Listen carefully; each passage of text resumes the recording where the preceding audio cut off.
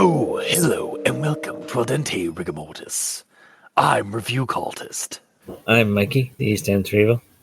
And I'm the gamer in yellow. And we're here to discuss those internet stories, most creepy and most pasta, and be critically silly doing it.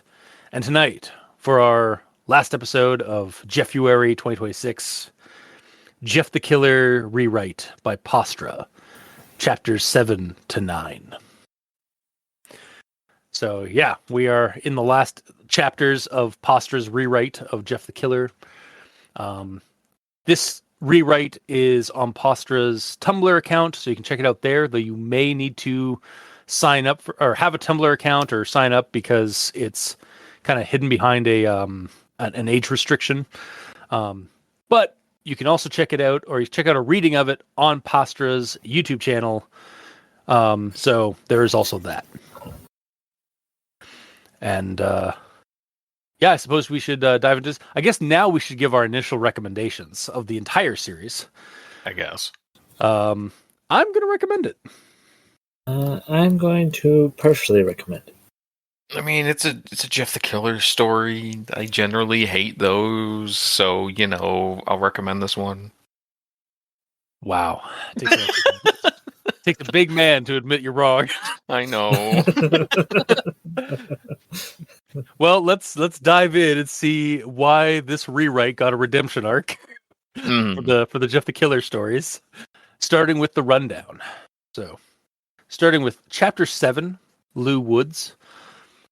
We find Lou in his Carpenter's Landing standard crummy fucking apartment. Sleep deprived and paranoid of Jeff finding him just as the police knock on his door. He lets Sam and Norman in as they are looking to track down Jeff, and after some skepticism, Lou decides to lay it all out of what he knows about Jeff's origins for the police. Chapter 8, Lou Woods, continued. The origin story follows Lou, Jeff, and their mother coming to live in Carpenter's Landing after the fire that destroyed their old house and killed their dad. Dad died saving Jeff, who got trapped in the fire, and it left Jeff horribly burned and disfigured. While checking out Carpenter's Landing, Lou and Jeff bumped into Jeff the Killer Rewrite alumnus, Randy, Troy, and Keith, the local bullies, who immediately started targeting Jeff. Jeff and Lou got into a scuffle with them, and the bullies won't forget this. As their semesters kick off, Lou is in high school in this story, and Jeff is attending college. The bullies continue abusing Jeff until Randy turns up missing. And then Trevor and Keith continue bullying Jeff, but accusing him of murdering Randy. Jeff becomes more insular than normal, and Lou goes to counsel him, but finds him talking to himself about how his dad shouldn't have been the one to die in the fire. After a heartfelt speech from Lou, the two go biking in the middle of the night to let off some steam, like the good old days. It's here they are attacked by the bullies, who get Jeff to confess that he did kill Randy and hid the body, but out of self-defense and fear. And then the police show up. Conflicted, but staying loyal to his bro, Lou partially lies to the police, and the two head back home shortly after. It's here Jeff suddenly turns to anger, and it's revealed that he didn't kill Randy simply out of fear, but intentionally, and, in fact, had been the one to start the fire at their old house, and was planning to try and kill his family again. Seems Jeff was always a bad seed, and had been planning his family's demise for years. Terrified, Lou tries to flee, but is stalled by his mom, who is then killed by Jeff. There is yet another scuffle, and Lou manages to get the upper hand and leave Jeff for dead, seeking help. When police arrive, they find Lou's mom dead, but no sign of Jeff. That was 2 years ago. And Lou has been worried about Jeff returning to finish the job ever since. The police try to assure him that they'll catch him, kill him even if they follow Lou's request, and then leave. Just as Lou is trying to sleep again, he notices Jeff has snuck into his house, hiding in his closet. Which gets us to Chapter 9, Jeff the Killer. Jeff comes out of the closet to kill his brother. His brother manages to flee the room, and Jeff gives chase. There is yet another scuffle with both Lou and Jeff wielding knives at each other. And the chapter and story ends ambiguously with one of the Woods brothers leaving the apartment alive. Finn. So yeah, that was the conclusion to Pastra's Jeff the Killer rewrite.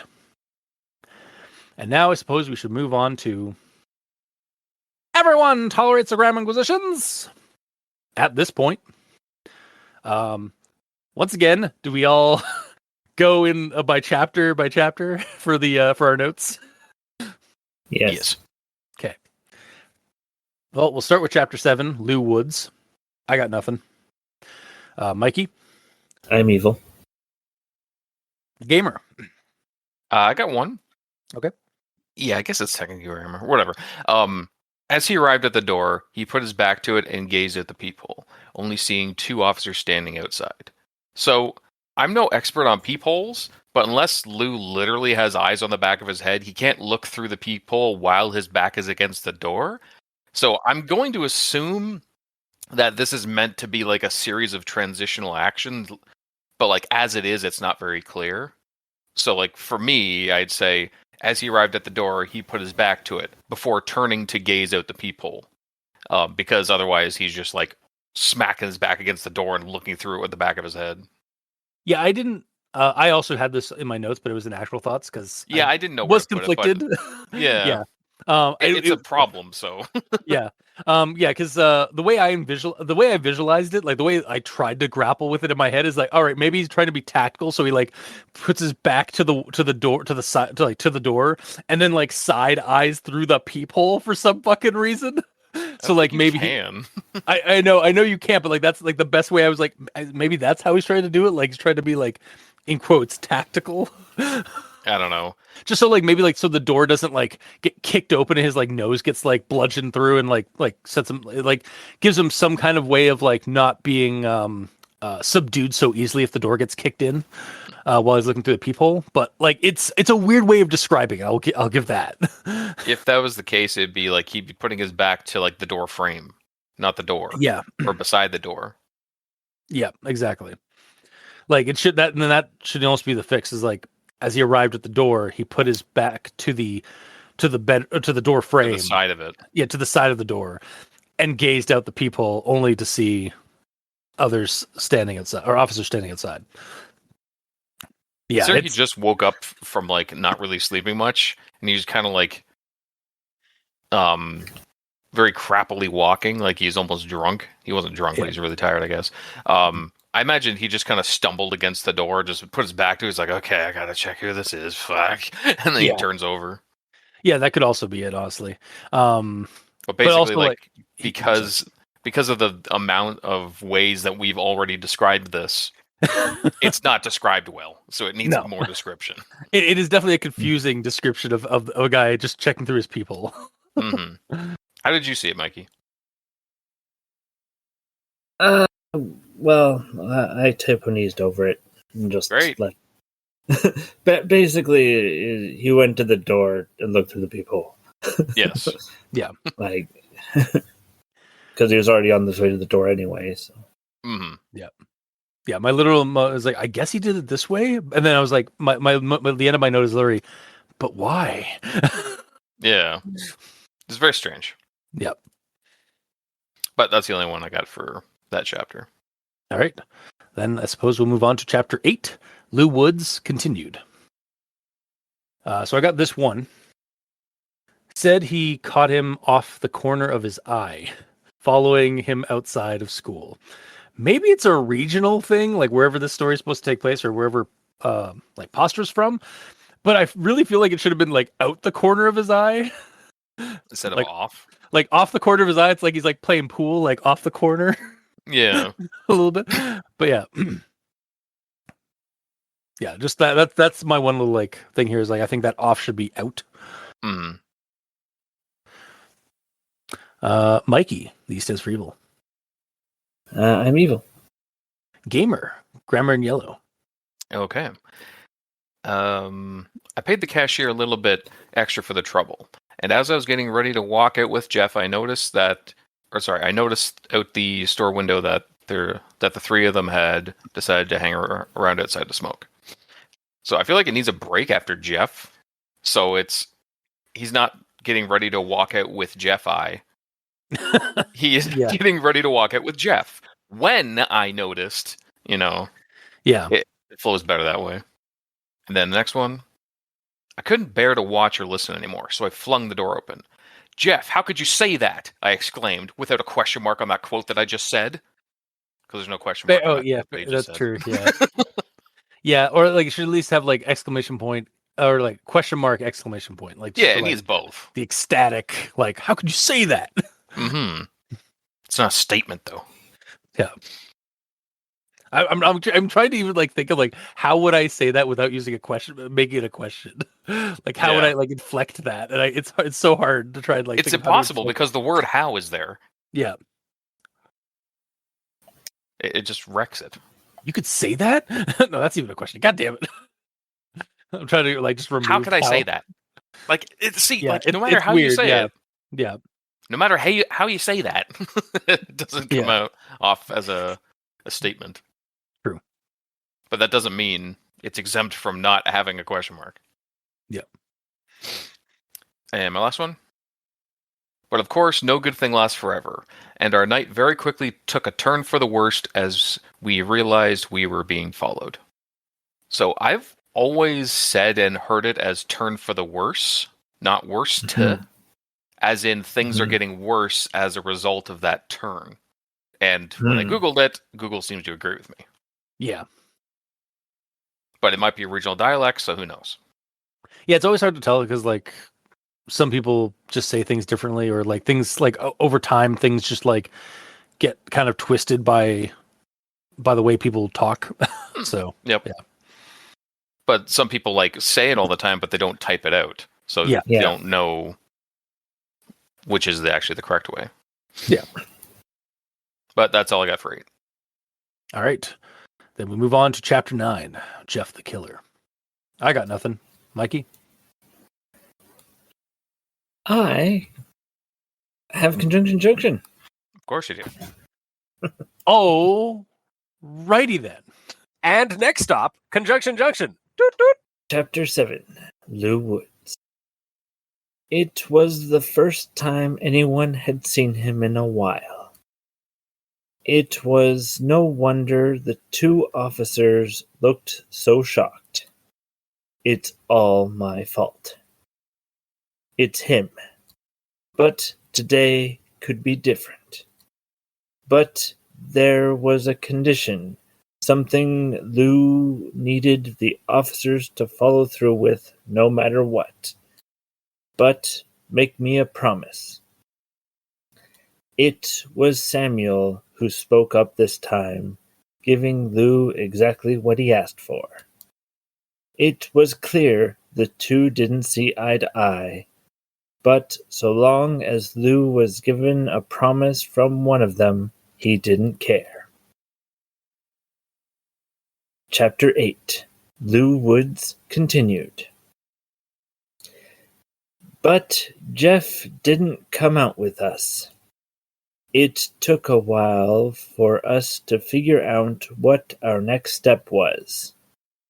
But back then, I just couldn't fathom the possibility of it.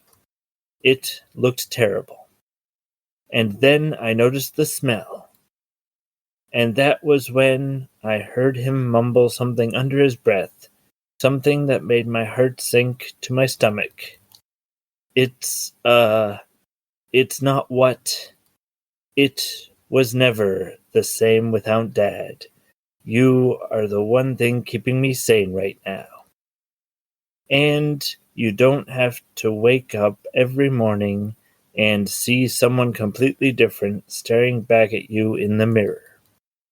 But, of course, no good thing lasts forever, and our night very quickly took a turn for the worst as we realized we were being followed. But then, a couple days later, he goes missing, and we have no idea where he could have gone.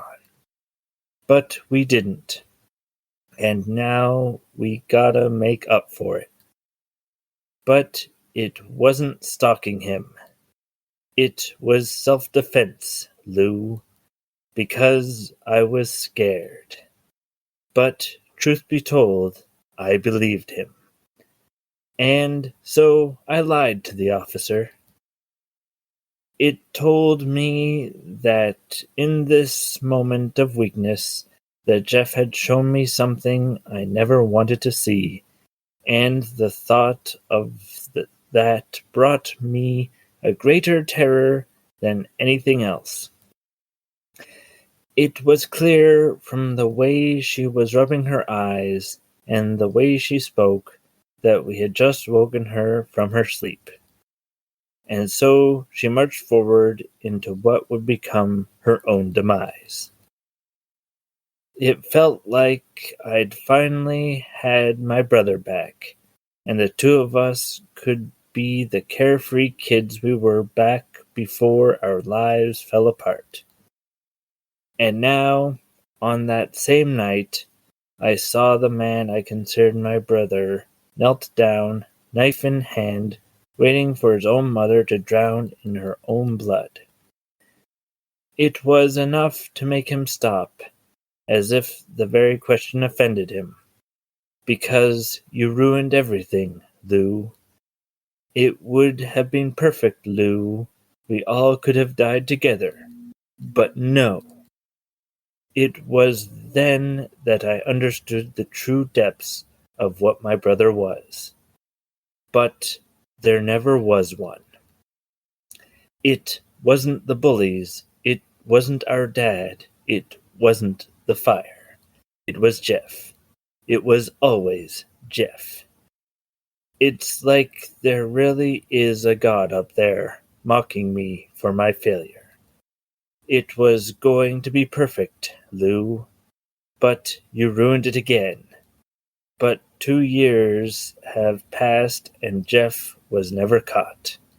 It seemed like all you officers moved on from finding my brother, but I never could. And now you come to my doorstep, telling me that he could be back and he's killing people that look just like me. It was clear the man cared. But after 2 years of Jeff having never been found, he didn't want to get his hopes up. But try as he might, he just couldn't do it. Chapter 9. Jeff the Killer. It gave him the distraction he needed to slink inside. But he couldn't afford something so grand, not this time. But he had to contain himself. But that moment never came. And then he watched as he slowly sat up, glancing around the room as if something was off. But something distracted him before he could swing down. Finn. Wow. What Thank you distracted for him? Yeah. It's about that. Well, that was like. Thanks for that even more streamlined like rundown of the story, even with an even just as vague ending of who survived. Yeah, really. Also, there's a part of there as you were going and like I'm listening in and some of that where it was like Jeff never existed. It was always in Lou's head. Yeah. Like it was just like Lou, like it wasn't the fire, it wasn't my dad, it was Jeff all along, but it wasn't. Mm-hmm. Would you say that maybe he was losing it? You read between the lines. My God. Probably You're not, learning. No. You're learn to be an ass. No, good. Dude, I don't need to learn how to do that. That's my secret. I'm always always- an ass. But for those unaware, Mikey grabs all the sentences throughout a story that start with words that they probably shouldn't, like its, ands, or buts. Strings them together into a story with sometimes hilarious results. I will also say, for how long this story was, I'm actually surprised how little there was for like Conjunction Junction. Mm-hmm. And how much of that was dialogue, which means Yeah, like technically was it doesn't some- matter, but it's like fine. some of it was dialogue. Honestly, like most of chapter 8 was all dialogue because it was being a transcript of somebody talking. But even like the actual dialogue, like with quotations around them, yeah. But it that's not why Mikey does this. Mikey cares little for reason and logic. He just Cares wants for the results. Yeah, he cares for the bit and results. Because sometimes we get hilarious results because of it. Exactly. Gamer, do you have anything for chapter 9? 9. You have 9 of them? Wow. No, I don't have any. I know. Yeah, that's the joke. It's like, shit, I have to find 9 of them real quick. All right. Well, then, I suppose we'll move on to actual thoughts. So I'm going to start with chapter 7, Lou Woods, as I probably should. Yeah, you can start with 9 I don't know if why. you want. I don't know why I went with that. You know what? Start with 3. Yeah. When we're not even talking Rehashed. about today. Yeah, let's just rehash what we did last week. Mhm. So I got this quote here. He reached under his yellow stained pillow and pulled Nice. out a small switchblade he had kept under it for safekeeping. He stared at the knife for a moment, clutching it so tightly he could feel his hands trembling. He came for me during the day. He thought to himself, playing out every single possibility of what would happen the moment he opened the door. This is something I was thinking when the cops found out that Lou was living again in Carpenter's Landing, like, because this is where this is like Lou living in this apartment after like leaving his aunt's place and such. Why did he come back to this town? like why did he come back to Carpenter's Landing? Like Did he your ever family leave? I think his aunt lives outside of town. So I think he moved back. It said he moved back. He moved back to town. When it was talking about like when the officers were talking about it in chapter 6. And like your whole family died here, and your brother was the murderer. You were even supposedly out while out for a while living with your aunt, and then you came back. Even if you weren't afraid your brother was still out there, wouldn't you want to get away from where the bad memories were of that? But then again, like that's me, like that's like my gut reaction on this. Like, why would you come back to this place that like has all these bad memories? But then like devil's advocate, I can also kind of see why he'd come back, because like those memories haunt him and like maybe he's trying to find some closure. But as we find out, but in this story specifically, he came back and he's like spent the last 2 years terrified that Jeff is going to come and get him. So like, is he back in Carpenter's Landing thinking like, oh, I'll hide in plain sight? Like he wouldn't think to come back to Carpenter's Landing where I like to get me kind of thing. Yeah, I don't know. Yeah. It was just kind of odd that like he moved back to the same town that like, To be perfectly honest, I did not get that he moved back to town. Like it says, like he moved into an apartment in town once he was old enough, but that doesn't mean like he wasn't already in town. Like his aunt could have a house in town, and then he moved to an apartment in town. That's the true. question remains is, if he has the ability to move to an apartment, get out of Dodge. Yeah. Go to a different town. Yeah. Go somewhere like go anywhere else. Like get away from the area where the tragedy happened, and where like your brother might still be stalking around. Exactly. Honestly, him moving to a different town, it wouldn't change anything. All it would do is make more sense. Exactly. Yeah. But it's not what we got, unfortunately. Changing my final recommendation now. No. You ruined it. Great. Well, on to Oh, actually, before I'm done. That's all I have for chapter 7. Mikey, D stands for evil. All right. The floor was covered in all sorts of garbage and unwashed laundry, all of which the two officers made an effort not to step over in a strange attempt to be courteous. Is that what it says? That sounds like a grammar inquisition, sir. Yeah. Sounds like you weren't evil in that chapter. So they're purposefully stepping on all of his Yeah, it's like, let me trash just and see, avoiding any stomping open on it. spots. Yeah. In an attempt to be courteous does not mean that they succeeded in being courteous. Yeah. They kept rolling ones every time. Well, it was a strange attempt. Yeah, true. It was a very strange attempt. It would be funny if, like, they're even still doing the dainty act, as like just like tiptoeing around, but like still, but like purposely stepping into the stuff, and Yeah. not into like clearings.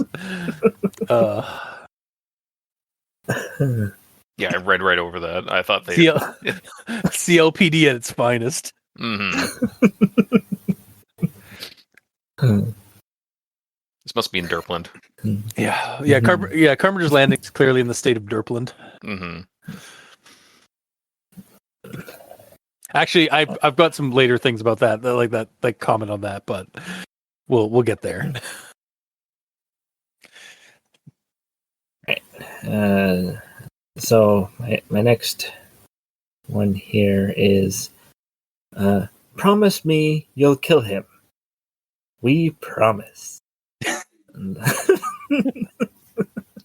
Police brutality? Yes, sir. Sorry. So, this is just a continuing thing where the one officer keeps promising that they'll find the guy. We'll find the guy. We'll do it. But in this case, like, we will kill the guy. Wait, what? Like, yeah. That's not something a cop would promise. I mean, we don't know. He could have his fingers crossed behind his back.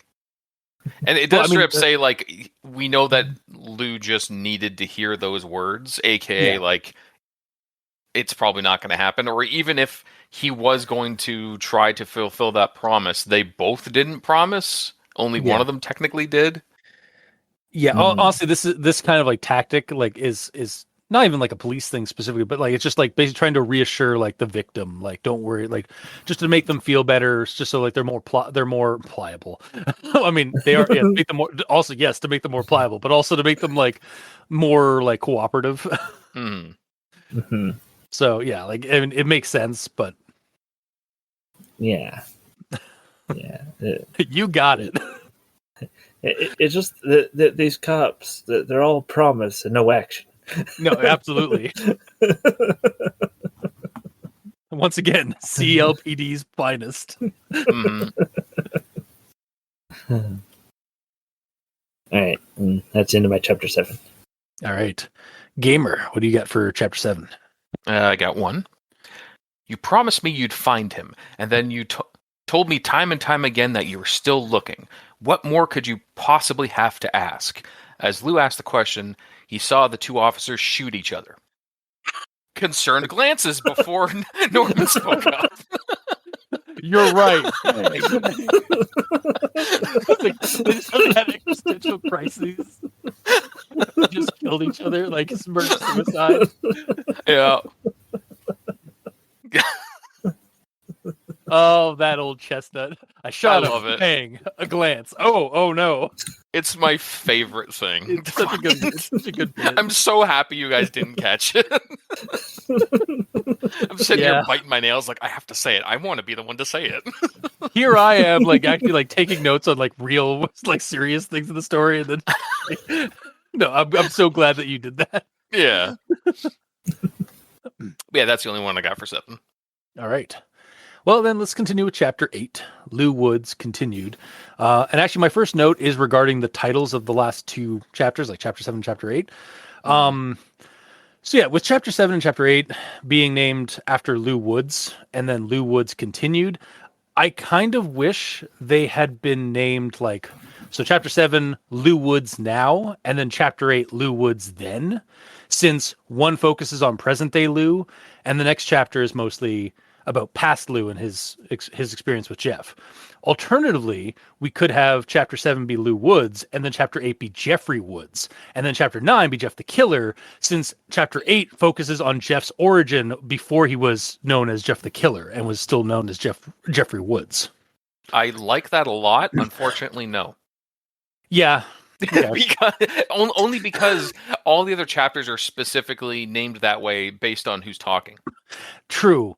That's a good point. Also, then another correction I still have for chapter 8. Then Lou Woods, continued, just because it is a continuation of what happened in the previous chapter.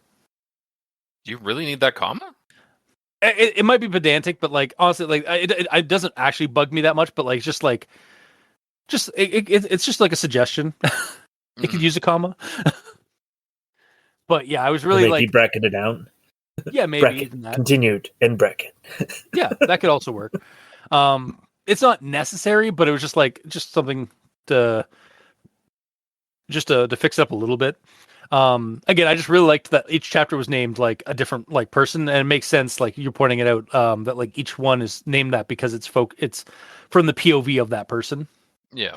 So then maybe like my whole thing of like Lou Woods now and then Lou Woods then might be more appropriate, but again, I'm not gonna like be super pedantic. Yeah, I'm not gonna die on this hill. Exactly. Mm-hmm. I do like the now and then though. Yeah. But I will move on to the next thing here. Randy was the textbook definition of a generic bully. Guy dressed in this black leather jacket with ripped jeans and what looked like some kind of death metal t-shirt underneath. His long brown hair was slicked back with gel, and his ears were covered in all kinds of piercings. And then it goes on to describe Troy and Keith as well. And I'm just like, the bullies are back. Wouldn't be a Jeff the Killer rewrite without him. But more importantly, it also is kind of odd to me as I was reading this. Though I understand for the story it's needed, that since this is a tale being told by Lou to cops about how Jeff went bad, that he'd give such detail about some of the people involved. Maybe this is just me being nitpicky, or just like this is just something that like I noted while I was reading the story. It doesn't super bug me, but it's just like, oh, that's kind of weird. It's just something. I'm gonna let you finish, but especially because these cops work in this town and they probably know Randy, because it straight up says that Randy are delinquents, that everyone knows that they're delinquents. Also, they know his dad for sure, because Randy's dad was a cop. Yeah, absolutely. But yeah, it's just something I noticed while reading this part in perspective to how it's being told in lore. There's sort of like a narrative dissonance here of like, we're getting a description of these characters because like us as the reader need to have those descriptions so we at least know what they look like, so they're not just like cardboard cutouts. Yeah. But it also is kind of weird, not in like a super jarring way, but it's just kind of weird how he's giving these full details of these characters to the cops who should already know about these guys. You know what they could do? And this is something I brought up in the previous episode with the statements, is have the cops chime in. So like, he brings up Randy and his gang, and then the cops chime in saying like, oh yeah, those delinquents, I know them. And then in brackets, so it's not actually being told, but it's giving us the information, describe them. Yeah. Yeah, I actually had the same thought when I was taking my notes, but I took that out just because I was like, I'm sure Gamer will have it. Well, I'm glad I actually did. Yeah. And then the next thing I have here, he told me that Randy and his gang were relentless, especially after he started his college semester with them. So now I'm really curious what Jeff was taking in college. I don't actually have an idea of what he might take. Like maybe like, I honestly don't know what Jeff would take. Like, I guess fine arts. Because I know in fine art, I know from my own personal experience in taking like certain classes and art classes and stuff like that in college, we did get to play with like painting knives and such. So maybe he'd get hooked on that, or I don't know. Like, what do you guys think? Like Jeff was taking in college?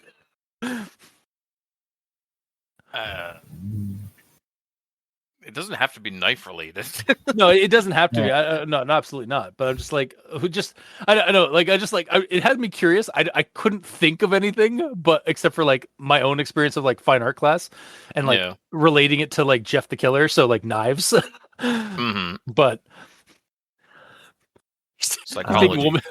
I was gonna say like, psychology, women's studies. Yeah. He's clearly trained to become a fireman. Yeah, clearly. Oh, yeah. You know, he is a pyro, Mm. as it's revealed. Yeah. Yep. Not a firefighter, a fireman. yeah. Very different. Or he took those WMIS classes that you had to like learn all the different like labels for chemicals and such. But yeah, I just thought that was interesting. He's taking creative writing. But yeah, no, it's interesting that also I like that they bumped up the character to college level. It just kind of like it's a nice like fresh kind of take than rather than just having be a high schooler. Yeah. Mm-hmm. But I'll move on to the next thing I have here. That, and I just didn't have any reason to believe Jeff did it. You know, sure, Randy and his guys bullied him, but Randy was also involved in some bad crowds of people. You could come up with any number of stories about what happened to him, and people probably would have bought it at the time. And honestly, like, so this is like again how like Lou just didn't realize that like Randy went missing because of like possibly because of Jeff. Like he was just like because of the people he was running with. And honestly, based on Carpenter's Landing's rep already presented in the story, I can see this being pretty like reasonable, like why you'd suspect like other people, like other criminal organizations or other criminal elements in town, just because of the reputation this town seems to have. Mm. But I'll move on to the next thing. I remember those two continued to go after Jeff long after, with the bullying going from cruel mockery to that of vengeful harassment. Jeff told me they practically chased him down the halls of his school, calling him a murderer and yelling things like, "We know what you did, Woods," any opportunity they got. Where is the campus police or the campus officer, like security? Like with Randy and his connections out of the picture, because at this point, like Randy's no longer Randy's missing, and like Troy and Keith's connections have probably have dropped. You'd think that it would be easier to get these dickheads dealt with by the local campus authorities or the campus security, like to not harass another student like this. Mm-hmm.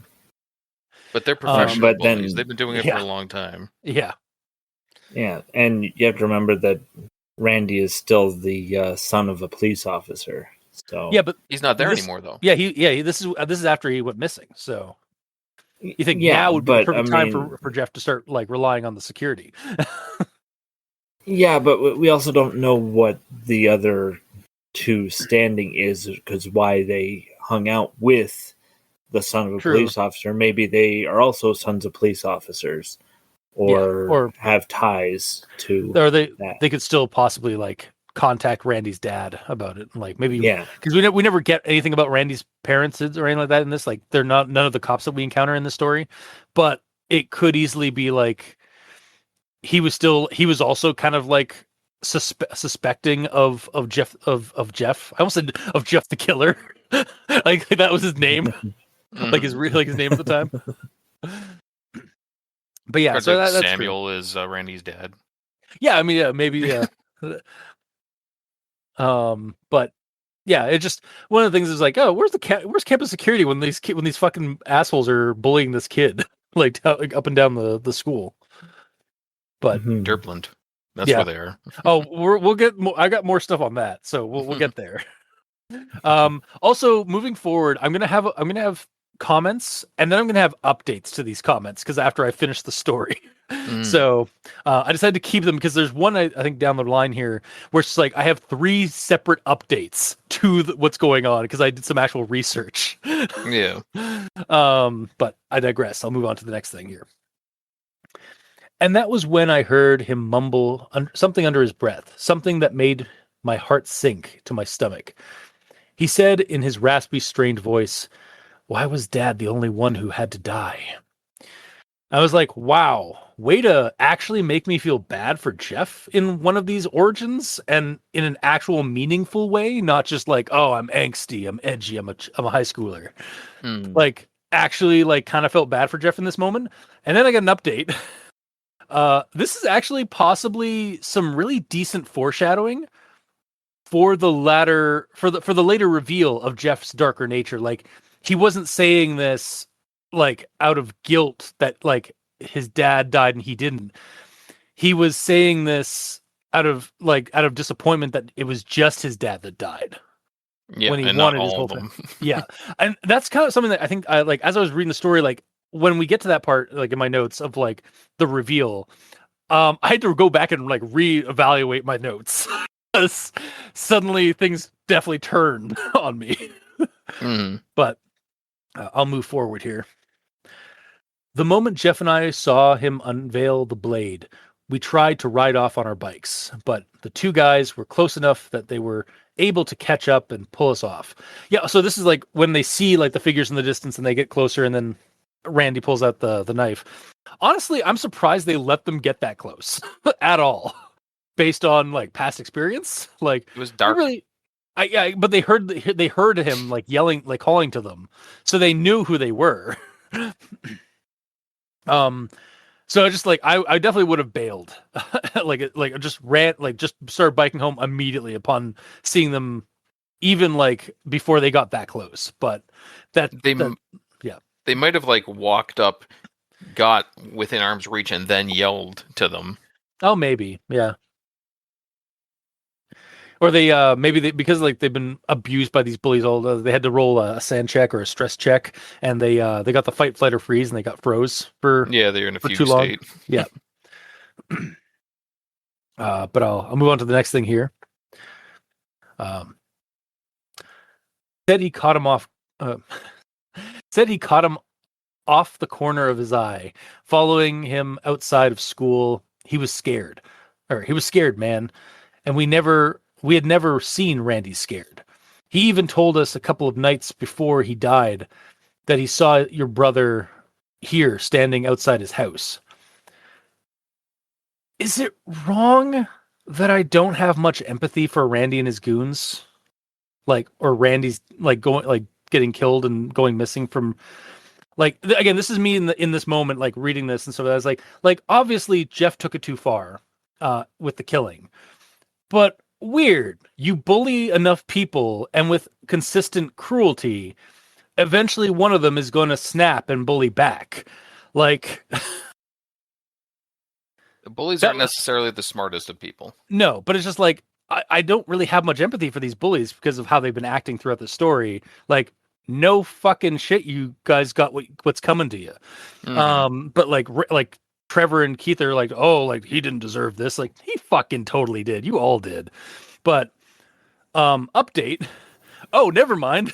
Jeffrey was bad all the whole time. But and then like ... But I mean, it still kind of serves Randy and his goons right for bullying the wrong fucking person. Yeah. Like, fuck these guys. I know, like, sometimes, like, a lot of the time bullies are also victims of abuse and such, and that's why they're being bullies in the first place. But as somebody who was bullied in high school and like and such, I have no fucking remorse for these for people that choose to be cruel to other people. The cycle continues. I suppose, maybe. But regardless, moving on to the next thing here. He probably thought I was going to tell the officer what the other 2 had told me. But truth be told, I believed him. Maybe it was my naivety or the desperation in his voice when he confessed to me. but I really, truly believed that if my brother had killed Randy, it was for a good reason. Well, kind of. Anyway. He was a dick. And yeah.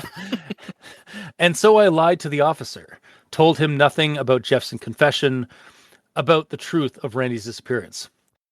Well, Lou's going to jail after this discussion with in the present day for confessing to withholding information from the authorities, right? Update number 1. It's called the misprision of a felony in the U.S. For knowing about a crime/murder and concealing it or taking steps to hide it. So unless there's some statute of limitation on that kind of thing, I think Lou's going to jail. Update number 2. In fact, there is a statute of limitation in the US. It's about 5 years. So Lou might actually be in the clear on this one if Randy's death was more than 5 years from the present. Update number 3. Turns out it's been 2 years since these events and the present. So it looks like Lou's getting convicted. Update number 4. The cops just leave and don't arrest him. I've got that too down my line. Yeah. Now, that said, I can also buy that Lou is fessing up to all of this, like now, and adding this part for the authorities based on his current living situation and the paranoid fear he has of Jeff like returning. Like, honestly, what does he have to lose? By being honestly, him going to prison would be the best thing. That's the safest place for him to be right now. Exactly, yeah. And then like update number 4, we go to that scene where hang on, where's my notes here on that? A little bit later down the line here, the 2 officers stood after that, asking Lou if he had anything else to tell them. He simply shook his head, and not long after, they made their way out with Lou in custody, right? With Lou in custody, like protected or not, in custody, right? That would be the smart thing. Why would they not bring Lou to protect him at the very least? Like, they're aware that there's a killer after him. Why would they fucking leave the victim at his fucking shitty apartment where other people have died in their shitty apartments? Yeah. I think this is honestly my biggest issue in this story thus far is the fact that the authorities fucking just leave Lou to his fate after hearing all of the information they get from him. And again, it's only been 2 years. The statute of limitation for this kind of like crime of like concealing like information from the authorities for like such a thing is 5 years in the US. So it's like, and that's just like me skimming, like just doing a quick Google search kind of to make sure, like, to see like what that kind of stuff is. So like, but regardless, like, bring this man into custody for like protection at the very least. Yeah, if these guys are like genuinely wanting to help this guy, they could use that as a reason to bring him in. Yeah. Like, if he won't accept protective custody or something, and he just wants to hide there, just say, no, you're coming with us. You did a bad, you withheld information. Tase that bitch and let's get him in the car and go. Yeah. We can protect you back at the station. Mm-hmm. He's got to go. At the very least, Jeff has to go through an entire station of police to get to cut to Terminator 1. Yeah, exactly. Just him with knives, though. Oh no! Now I'm just picturing Lou or Jeff the Killer, played by Arnold Schwarzenegger, and in that scene where like I'll be back, it's just like go to sleep. He's like, I am kind of tired. Oh. And a second later, a car bursts through. Yeah, a car made of knives. Yeah, I was just thinking that. Honestly, I was like, it's like suddenly a car-sized knife just comes through. Anyway, moving forward to the next thing I have here. Jeff never once looked away from me, not even reacting to the sound of our mother's voice. He just continued moving towards me like some kind of animal, taking large, exaggerated steps.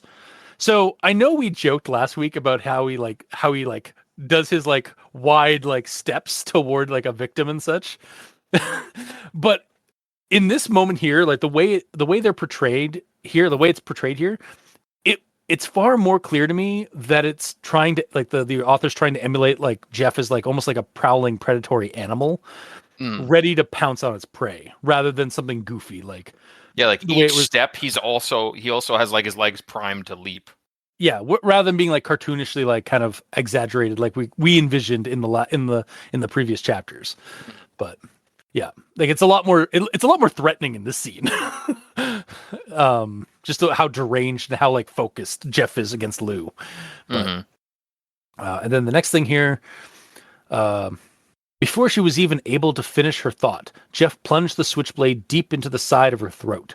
Thick, dark blood ran down the blade, pooling on the floor beneath her and slowly creeping towards me. I stood there in stunned terror.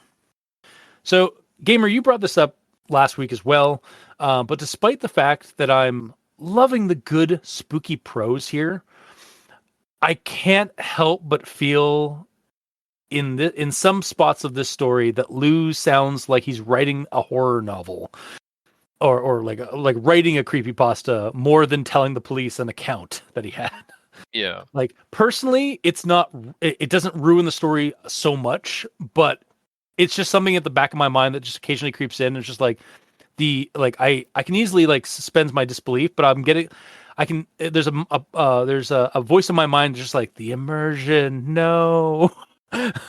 Like it's slowly Especially getting chipped since away. this is like all traumatic shit he's trying to remember, so he's probably not going to want to dwell on the moments as much as he does. Yeah, or maybe he should be in, like if he's going into this kind of detail in this sort of like in this kind of recollection of like trauma, he should maybe like the way he's describing it should be a little bit more obsessive, like that he's like the thick dark blood, so much blood, like just going on that angle more than like the way it is. Don't get me wrong, it's written well as a horror story, but not for the immersion level of being an account that's being recalled to officers. Yep. Also, there probably should have been multiple instances through his story where he's like he starts breaking down crying. Yeah. Like he needs to take a moment, and then like the cops have to console him a little bit to get him to keep going. Yeah, exactly. And then that would be a good spot for like the cops to have it to interject with some questions, some prodding questions. So, but it's not what we got. But I mean, still well written. It's just the immersion is sacrificed a little bit for this better writing. Yep, it's a well written story, but it's not a well written dialogue or transcript of somebody's confession. Transcript, yeah, confession. Yeah. There you go. I was trying to find that word. Yeah. Or testimony, I think is more. It's one part testimony, one part confession. But I'll move on to the next thing here. I'd spent so long trying to pin a reason on it, to find what the inciting incident was, the moment that bent my brother's life out of shape. But there never was one. It wasn't the bullies. It wasn't our dad. It wasn't the fire. It was Jeff. It was always Jeff. I was living with a monster wearing human skin for my whole life, and only when it was too late did I finally realize it. Okay, so like this caught me like I was like, oh, because like up until this point, I was wondering first off when like we were gonna get Jeff Snap to be evil, and then he just kind of like breaks character and was evil all along. So the story's going on the idea that Jeff was always a bad seed, always a psychopath that just wore a mask. And had all these like little plans to kill his family and such.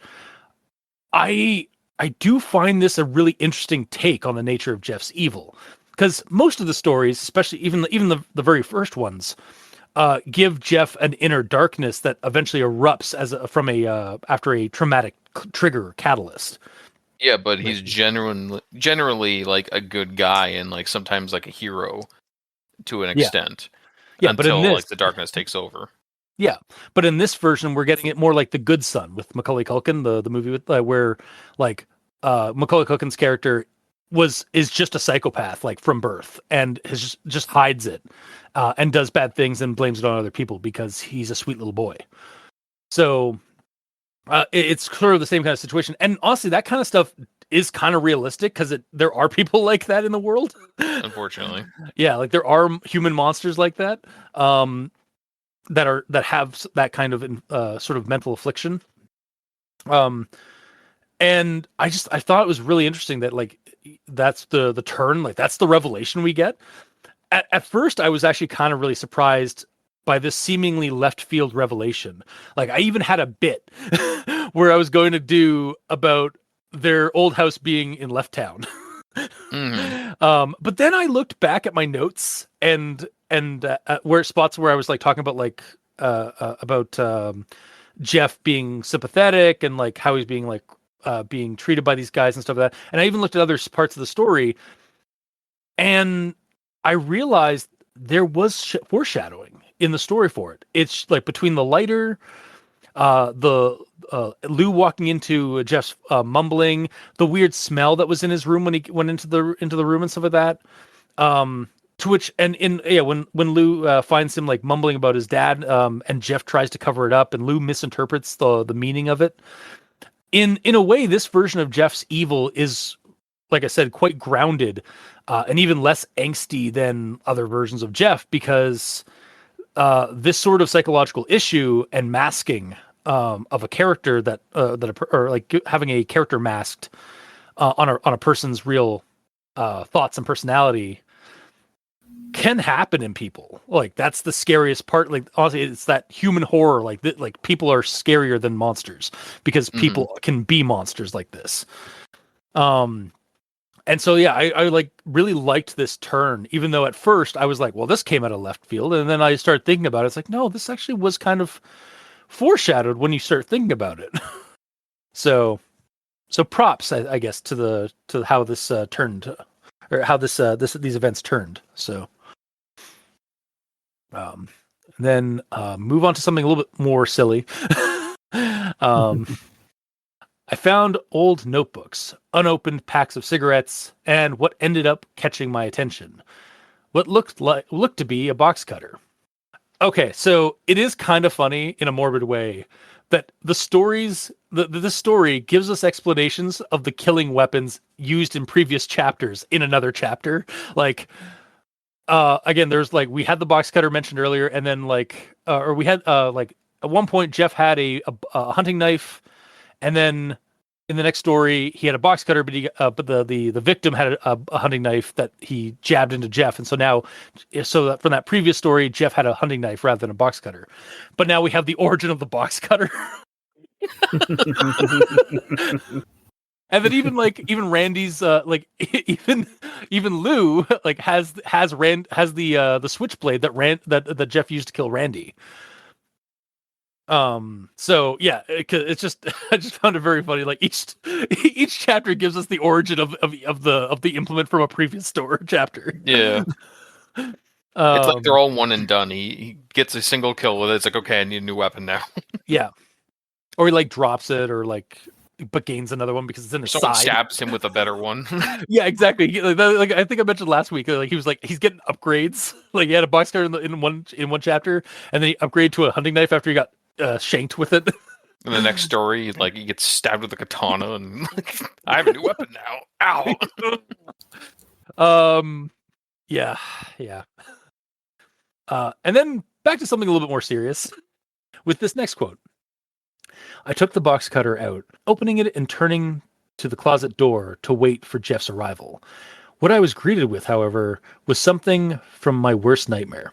Jeff was already there, standing at the entrance to the closet. The door opened just enough that I could see one of his bloodshot eyes peering in at me from the darkness. This actually gave me a chill down my spine while I was visualizing and reading it.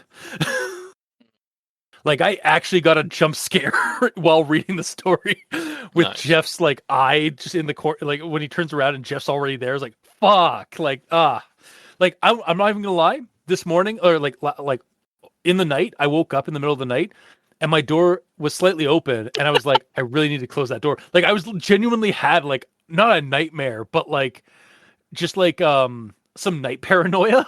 Yeah, I think maybe as a result of this story. Nice. So like yeah, like legitimately that actually creeped me out. Then the next thing we have here. He got right up close to me, the blood from his fresh wounds dripping onto my face, causing me to gag, and said something to me that I still hear in the back of my mind every night. Shh, It'll be all right, Lou. When you next wake up, we're going to see Mom and Dad again. Just go to sleep. He said the thing, guys. We can wrap it up. Yep. Also, wow, my comment from last week. That's just the thing this week is this like things that we said last week are foreshadowing to things this week. Mm-hmm. But like what last week when I said he woke up dead or one of the victims woke up dead seems strangely appropriate right here. Mm-hmm. Like,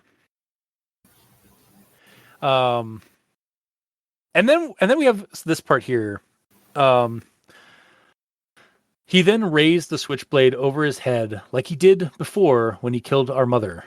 But right before he could swing down to finish me, I kicked him off of me with all the strength I could muster, and I stabbed him in the side of the throat with the box cutter. Okay, look. I was gonna forgive a few of the injuries Jeff has taken throughout the story, since it's been established that Jeff doesn't feel much pain on account of all the burns across his body, and just being a psychopath. Like maybe you can just like ignore those kind of like those wounds and such. And most of the wounds inflicted upon him could potentially be treated or healed from with not having to go to the hospital necessarily. But a box cutter to the neck is a pretty grievous wound. I think I know what he studied in college.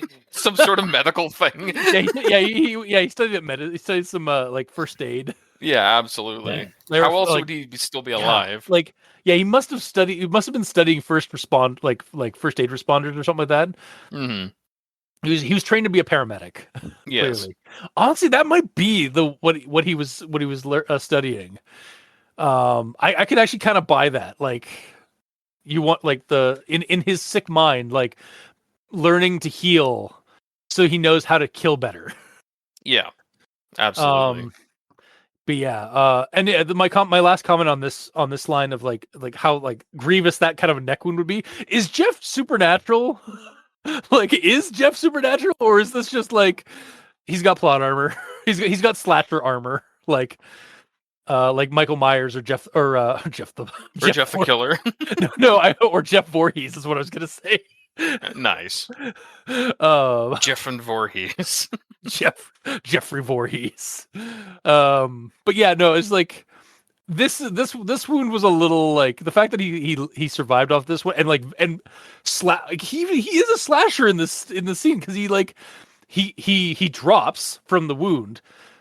Lou escapes, runs to the authorities. Authorities show up. They find the other victims, but Jeff's nowhere to be found. He straight up has slasher powers. Yeah, like the slasher teleportation thing. Yeah, he has preternatural abilities that a slasher villain has. So, Wow.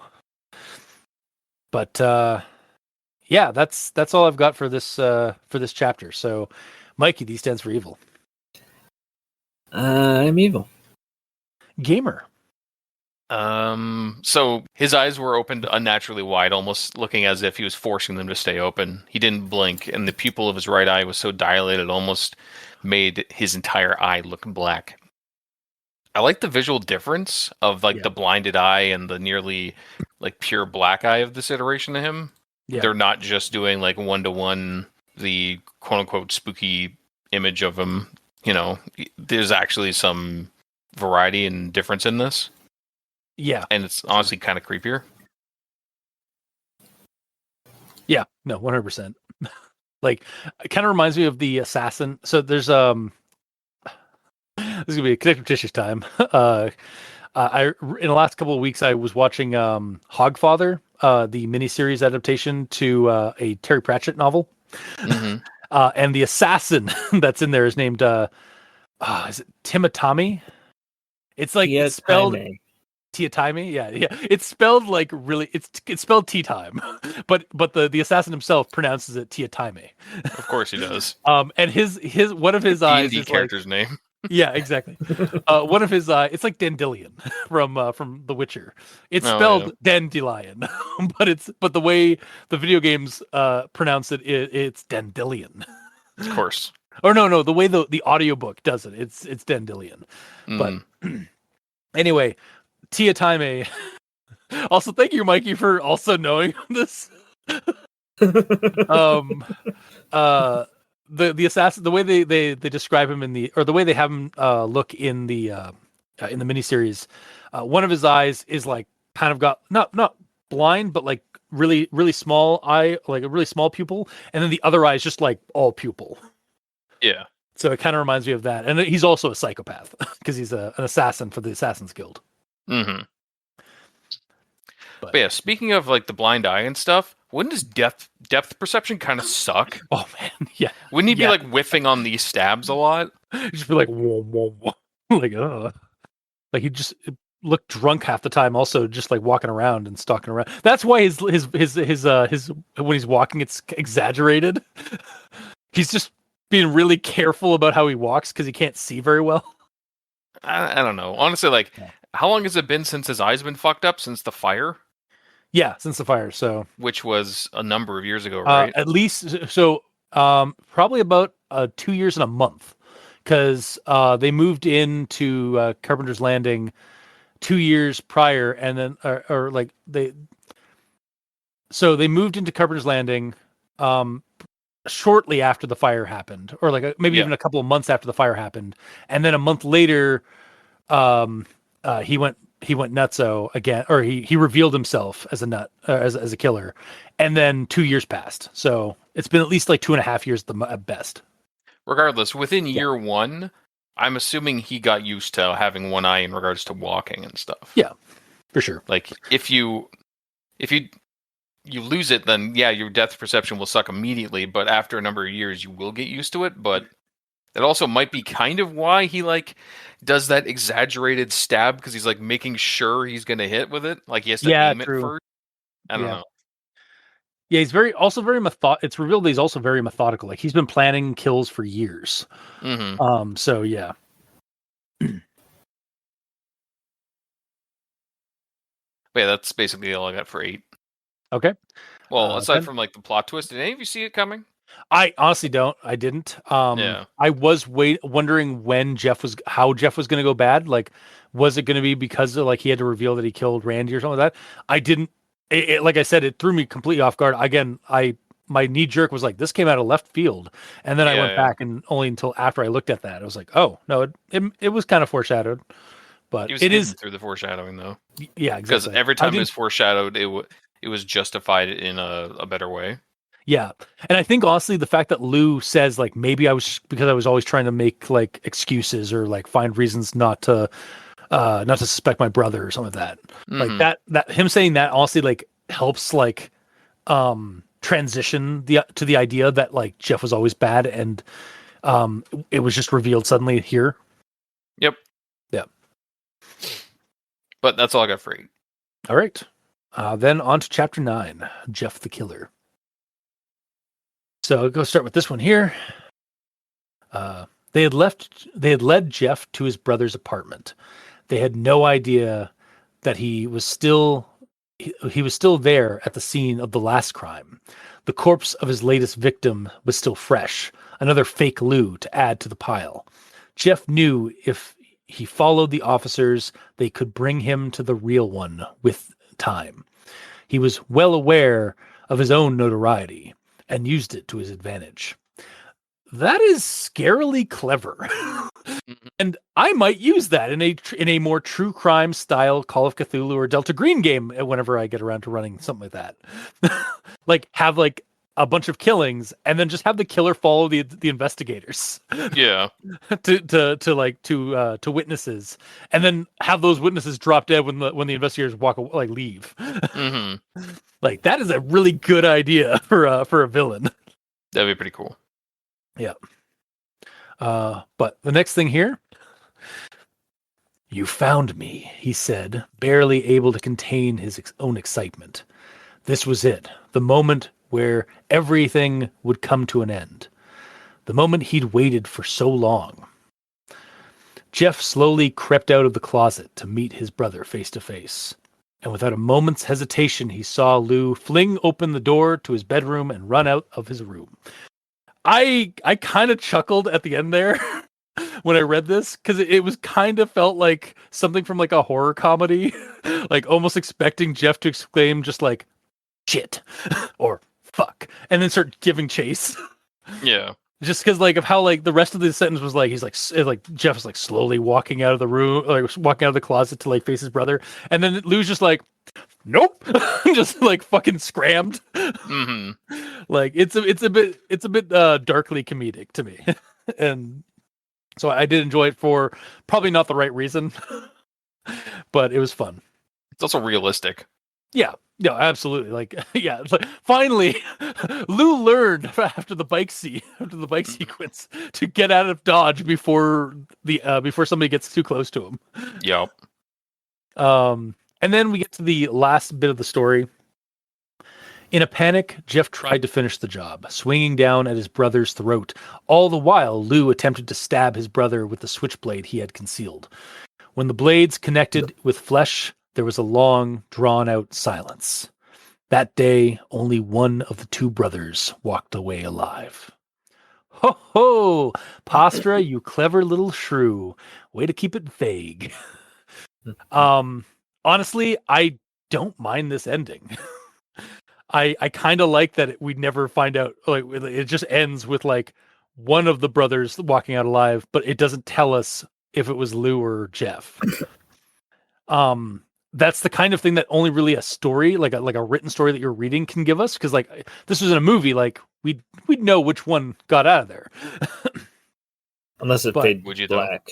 unless it faded to black or like yeah, like there and then like there's some like sound of somebody walking away, but otherwise like yeah, like this is I really liked this ending. Like I didn't think I would like this ending the way it was, but then I started like thinking on it. I was like, I really like this. I liked how this, like how the vagary actually kind of helps exemplify like the ending here. One thing that's weird though is actually okay, as far as I'm concerned, that ending means that Jeff the Killer is dead and Lou walked out of there. Yeah. As far as I'm concerned, because Jeff's whole thing was he wanted to do a murder-suicide with his whole family. Oh, that's he doesn't true. want to survive after he kills them. Unless he like walks away and then goes and kills himself somewhere else. But yeah, no, that I honestly like that does kind of add to it. It's that like Lou was the one that survived. But yeah, and that's certainly a take. Like the way this is written, like the way this is like left, that is definitely like one probably more plausible option. Yeah. But well, my note is that Jeff is already dead after taking a knife to the throat. So he's quote unquote undead. So not technically alive. So therefore, they both walk away. Oh, so you're playing the fact that like Jeff is also like Jason Voorhees in the fact that like halfway through the series of movies he gets Frankensteined, or he gets zombified. Yes. So technically, this sentence is true, but also false. Yes. Wow, I like how all three of us have a different take on. Well, and that's sort of the magic of this ending is like all three of us have a different like kind of ending that we favor for this. Because yeah, but personally, mine's real. Mine's the right one though. Is the thing. Of course, gamer. Of course. Yeah, I'm glad you agree. Yeah. But yeah, I just like I didn't think I was gonna like that ending, but then I like for like almost like a second or two after I like thought that, I was like, no, this is actually pretty good. I honestly had the same feeling. Like I read it, I'm like, what the fuck? And then yeah. And then you're like, actually that's like it's not like it is like knee jerk. It's like, oh, what the fuck? And then you think about it even like a few seconds later, and it's just like that was actually kind of satisfying, like for a vague ending. How dare you make me think? I know. How dare you? How dare Jeff the Killer make like be a thinking man's story? Mm-hmm. But yeah, that's all I have for chapter 9. So, Mikey, the E stands for evil. Yeah, it's the ending. But for me, I didn't like the ambiguity. Oh, okay, fair enough. I mean, it just we get this final showdown, and we don't get a definitive of who walks away. Yeah, it leaves it up to the reader to give that their own definitive how like things like Gamer's like, no, Lou survived.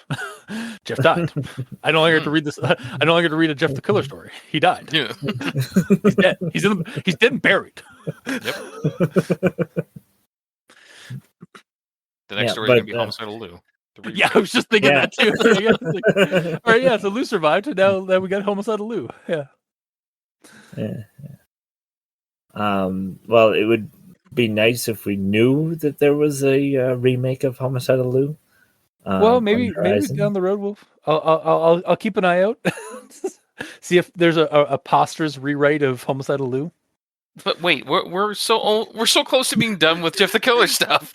Gamer, that's my secret. That's our secret. We're never done with Jeff the Killer stuff. I thought this was the end. Especially with listeners and fans who miss Jeffuary. How dare you? Why must you make me suffer? Yeah. Hi, I'm Review Cultist. I've been doing it for almost 10 years now. That's true. Yeah. It's all revenge from high school. Yeah, clearly. Make fun of my art, will you?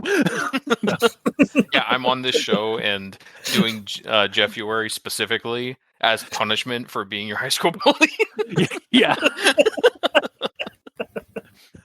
Were you feeling were you starting to sweat when I was going on about like, oh yeah, these bullies deserve no remorse? No, not at all. Start looking out your window.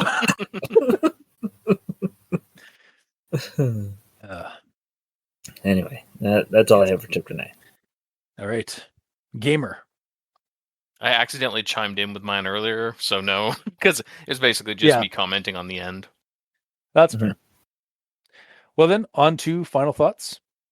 I'm still going to recommend it. The story starts off strong in the early chapters. And while there are some issues I have with the last 3 chapters, I don't think they detract enough for me not to recommend or even give it a partial recommendation. Even a partial recommendation. This is certainly one of the better Jeff stories, even if that bar is very low. Like generally 6 feet under. Yeah. But like there have been good Jeff the Killer stories that we have read, or like rewrites that we have read, and this is among those ones that like that I actually enjoyed and would recommend to people. Mikey, these stands for evil. All right, let's see here. So overall, it's a very long read. I will give you that. Yeah, it is almost like. Yeah, it's about 45. I think it clocks in about 47 pages on Google Doc. So, and it was well written. There's only a few hiccups here or there that we mentioned, but for me, I don't care for the ending. But that's my opinion. Mm-hmm. So I'm only going to give this a partial recommendation. That's fair. And Gamer. Something I was just thinking based on Mikey mentioning that this is long. I wonder if you could just read 7, 8, 9 and then that's a full story, because it explains everything in 7 and 8 about like what's been happening. Yeah. But then you wouldn't have because I feel like 1 to 6 like have like a lot of good stuff. Oh, they absolutely do. I was just theoretically putting that out there. Like, is that a complete story with no like gaps in logic and understanding? Because it explains like they're there to get information about Jeff the Killer, and it explains that he's been killing people that look just like him. So basically, all the points in 1 to 6 are kind of very, very briefly summarized in the last 3. Yeah, because they're being told to Lou by the authorities. So yeah. But I'm not saying that 1 to 6 aren't worth reading, because they are. I was just no, that's thought. Yeah, that's an interesting like kind of point though. Yeah. Mm-hmm. If you look at this and there's too many words, read 7, 8, and 9. Good. I'm sure authors love that. I'm sure they do. But It's hey, like, hey, like compared to Tolkien, like J.R.R. Tolkien's like Lord of the Rings. You know what? It's 3 books, but if you just read like the first, like the last half of book of 3, you're good. yeah, read the first chapter of the first book and the last couple chapters in the last book. You get it. God, okay, quick aside, like quick tangent and like connective tissues a little bit to this. When I was in high school, my first time reading Lord of the Rings, my first attempt at reading Lord of the Rings, I should say. Nerd. The first movie had just come out, so I'd watched that, and so I did just immediately go to the second novel Wow. because And I'd you already got it, seen right? I already saw the movie. Oh yeah. Yeah. But regardless, for the story itself, honestly, I feel like it is a good rewrite of the character. That being said, I found the dramatic, like, over the head stabbing pose to not be necessary and not as threatening as like, or real feeling as what would probably actually happen. Because like, Yeah. an actual knife fight, like, no one's going to be doing that because you're specifically giving the guy an opportunity to get himself out of the way, you know. Yeah, you leave yourself open when you're doing that. Yeah, and yeah, he's crazy, whatever, blah blah blah blah blah. Or his eyes are like his vision's not very good, so he's doing that to like possibly like coordinate the strike. But I don't know. Yeah. That's still kind of weak because he's been half blind for 2 years.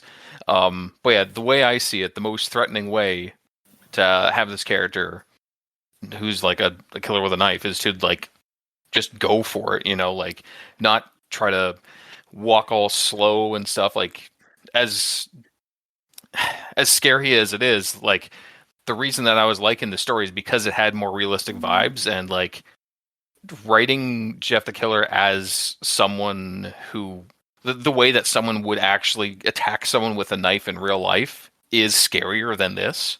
Yeah. Because Yeah. it's just there, you know. Yeah.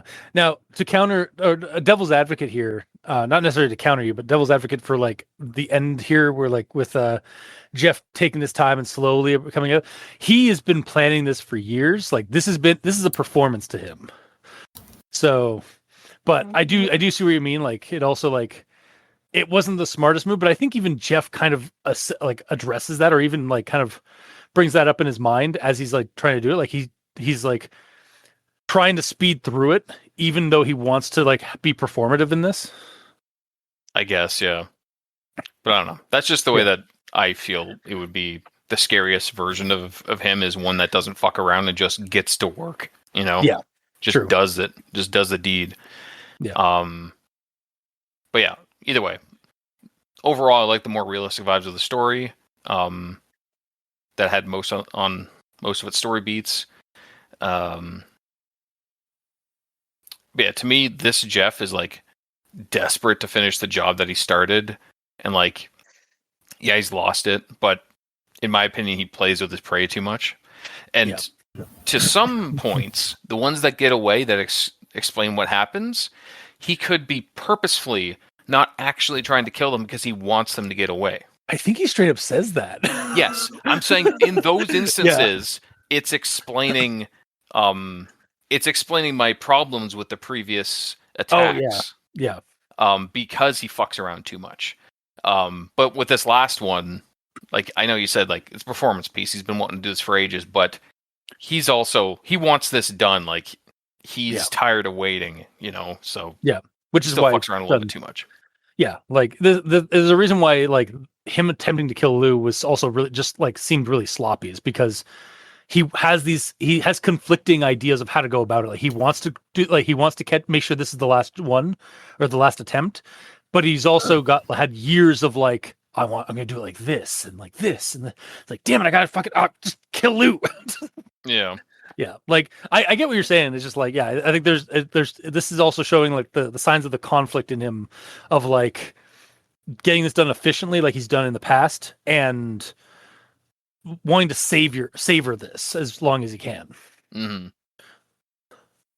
Because honestly, as far as this Jeff the Killer goes, he is kind of like the worst at killing out of all of them, because he's like fumbles over so many of them. The ones that he gets right, like he doesn't leave any trace. That's great for him. bad for everyone else. But yeah, he fucks up a lot. Yeah, but again, the ones that he fucks up supposedly a lot, like the three ones that survived, the three survivors, those were purposefully apparently left alive.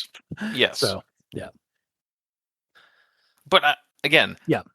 Now that you say that, though, I'm thinking I don't know how purposeful they were, because like if he is this like professional killer and like he kills without a trace and doesn't fuck up, then. And like those 3 times, oh no, I just did those on purpose. Then why did he do the same damn thing when he was fighting Lou? True. When he clearly wasn't gonna let him go. I'm not saying he like this is through Jeff's eyes. Like he was like, oh, it was perfectly clear. Like meanwhile, like reality is like he fucked up a couple times maybe, and he's just like just as planned. Yeah, like he bumbles over like everything on all the previous killings, but he just happens to like clean the crime scene and get rid of all of his evidence just in time before the cops show up. Hence why he was hiding in the freaking closet last time, because he didn't have time to leave the house. Yeah, just because, like that's the thing. Like we're getting the POV of Jeff the Killer, who is already an unreliable narrator because of his derangements and such. Also, I was gonna like bring up in a note about the fact that he's one of his greatest foibles as a killer is leaving the fucking window open. Yeah, I forgot about that. But as soon as I wrote it down and started reading again, the next sentence was him addressing that foible of his own. Yes. So even he is like my one flaw, or like one of my many flaws is is forgetting to leave the window closed, or forgetting to close the window after I've broken in. Mm-hmm. So yeah. Either way, overall, it was a long read. But I actually didn't mind the read too much. I liked the perspective shifting for each chapter. I thought it wasn't going to work well, but it works quite well. And I appreciated the plot twist at the end. However, because of the things that you said, Cultist, the ineptitude of the police and stuff like that, and plus my own dubious questioning on his killability and stuff like that, I might go to a partial now. I don't know. I still enjoyed it though. Among Jeff the Killer stories, as you said, this is one of them. But it's like one of the better ones. One that I would actually theoretically recommend to someone. Yeah. So was that a full recommendation or partial? I don't know, man. He should have went in protective custody. Oh yeah, I 100% agree. Like the police in this, like Sam and Norman were so good in the previous episode, or in the previous chapters, and then they just fucking fumbled with Lou. Yeah, because again, that could be another thing where just because he goes in protective custody doesn't mean that end fight can't happen. Yeah, he can go in protective custody in some random house that has a couple of cops on guard, but he manages to sneakily take out the guards and gets into the same altercation with Lou. Mm-hmm. Or it would even add even more notoriety to how how good of a killer this Jeff is if he fucking like takes out Lou while he's like in a jail cell in the station. Yeah. But we got it is what it is. But yeah, so it would only elevate it, honestly. Yeah.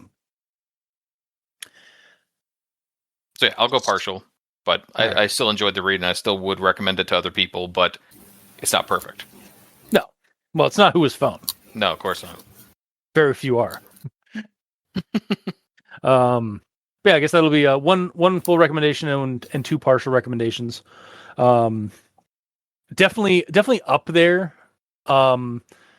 With the very few good Jeff the Killer rewrites.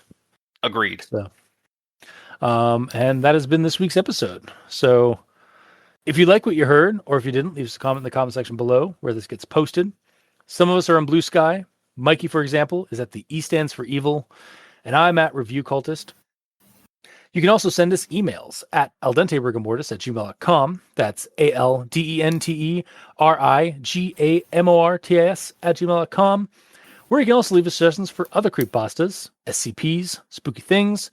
You creep it, we'll peep it. Yeah! And if you'd like to help support our show financially, you can go to Patreon. We have special episodes, early access, and extra content. To all our patrons helping support the show, Thank you immensely. You're helping keep those hosting bills at bay. And as always, we very much appreciate that. And to our listeners and the authors of these stories, thank you immensely, because without your listenership, it'd be like screaming into the void. And without your authorship, writing and posting these stories on the internet, we really wouldn't have much of a show because we'd have nothing to talk about. So thank you. Now's a good time to mention we are part of a podcast network, Crit in the Night, an actual play and creepypasta podcast network. We're there alongside our sister podcast, One Less Die, and our cousin podcast, The Role Playing Exchange, for things that go crit in the night. Until next time, I've been your host, Review Killer. I'm Mike K. The K stands for killer. And I'm the killer in yellow. And this has been Al Dente Rigamortis for Jeffuary 2026 episodes. Sleep well and Go to sleep.